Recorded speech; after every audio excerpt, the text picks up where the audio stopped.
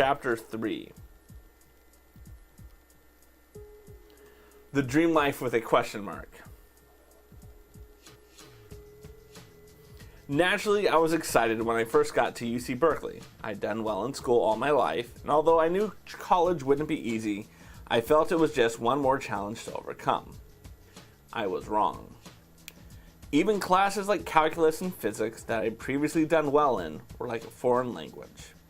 Linear algebra might as well have been taught in Martian. I think it is taught in Martian, actually. With each passing day, I became more lost. Nevertheless, I somehow managed to pass those classes by getting enough of the easy questions right at exam time. I also did well enough in my humanities classes and electives, so I felt like I was doing enough to get by. Then I got my first D. It was one of my civil engineering classes, my major.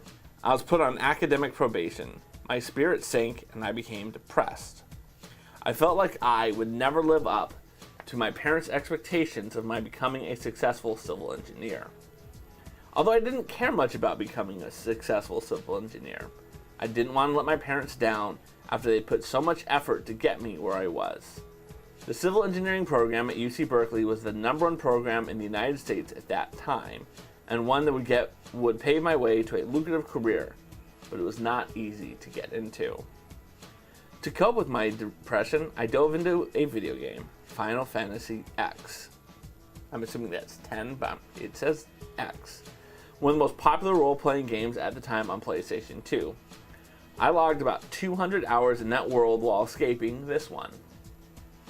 I might have stayed there too had I not found an Asian Bible study group with other civil engineering students going through similar struggles.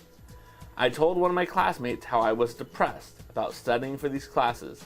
He told me maybe I should join the Asian Bible study group on Friday nights to hang out, relax, and have fun. This actually helped me turn things around.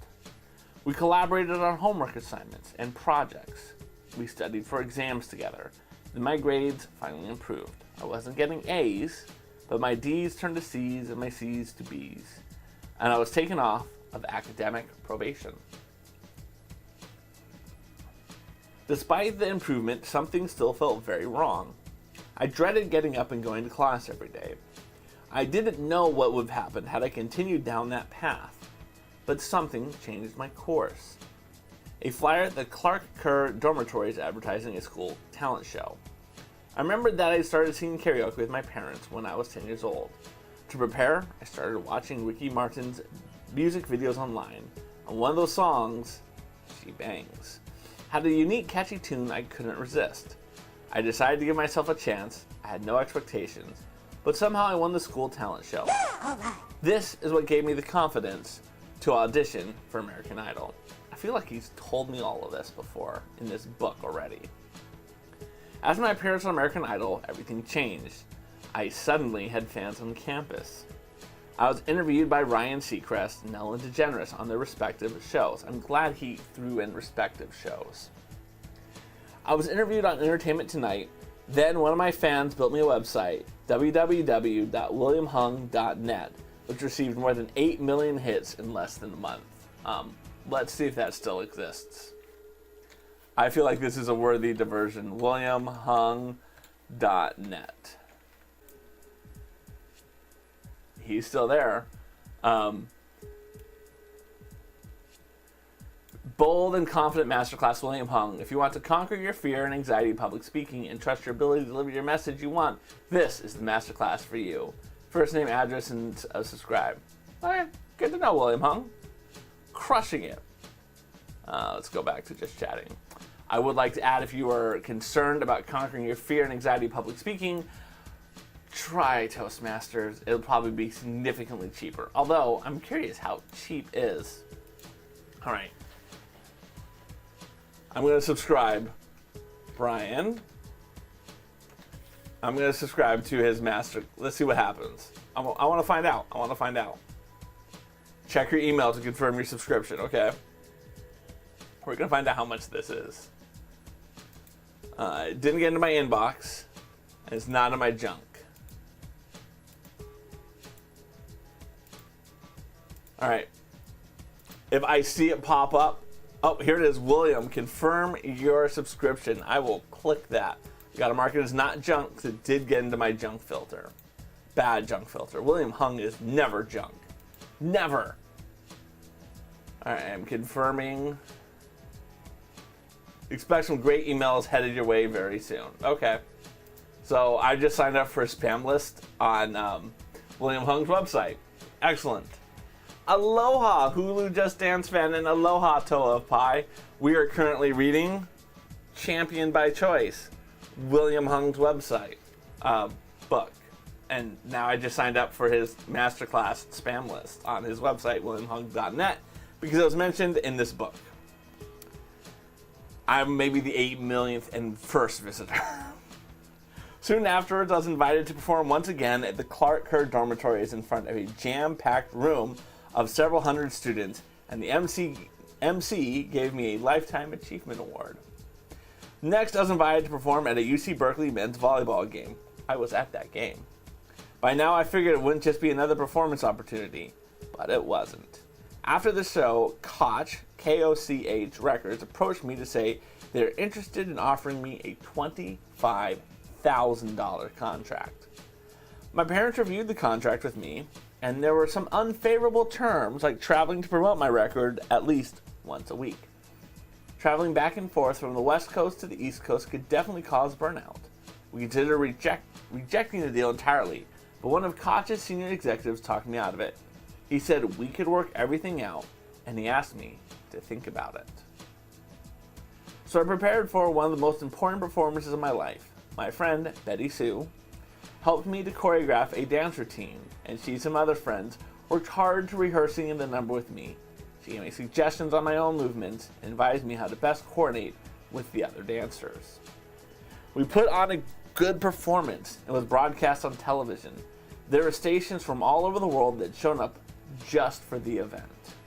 Immediately after, someone from Koch Records approached me and they presented me with the $25,000 check for my record contract. They held a press conference for me and asked me whether I was ready to move forward with the record contract. I said I would need some time to think about it.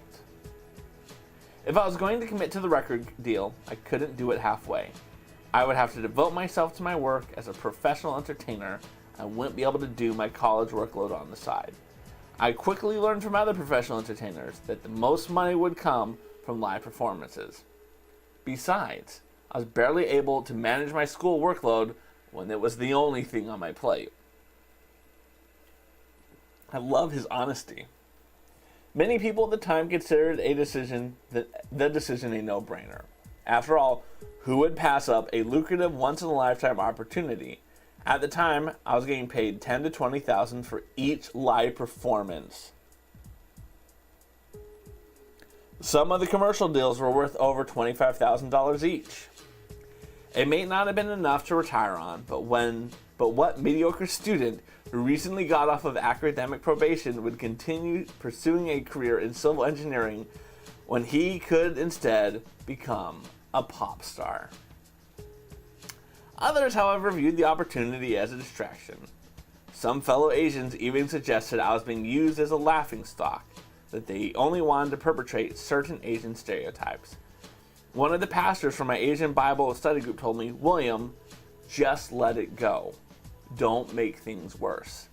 I have a good friend who I grew up with who specifically has said that when I've talked to her about William Hung. I grew up with her. She is of Chinese descent, and she went to Berkeley at the time, didn't know him, but she said he just fulfilled every terrible stereotype she'd worked so hard to overcome. So that's very valid that some people did that and viewed him that way, and it's terrible that they did. Yeah, I think you might have gone to the wrong degree there, Toa. Maybe you should have gone on American Idol. Furthermore, I didn't know how things would pan out or how long a music career would last.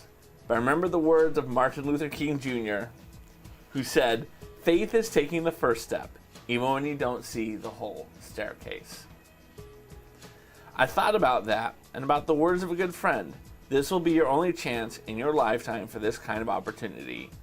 Do you want to have regrets later on in your life? very accurate, actually. That cinched it for me. I did not want to live with the regret of having passed up a great opportunity. I worked up the courage and I accepted the deal. The next 4 years were a whirlwind. I felt like I was living the dream. I experienced a world that was unattainable for a so-so civil engineering student. I've traveled to New York on multiple occasions. I was interviewed on the Howard Stern Show and NBC's Today Show. I was on The Tonight Show with Jay Leno, and I interviewed with Fuse, one of the Koch Records partners. I performed on stage at Wango Tango in front of more than 60,000 people at the Rose Bowl in Pasadena, sharing the stage with the Black Eyed Peas and Janet Jackson. I was shaking and my heart was pounding even as I sang, but I still wasn't nearly as nervous as I'd been in that initial American Idol audition. We're gonna Google this. Oh my God. William Hung Janet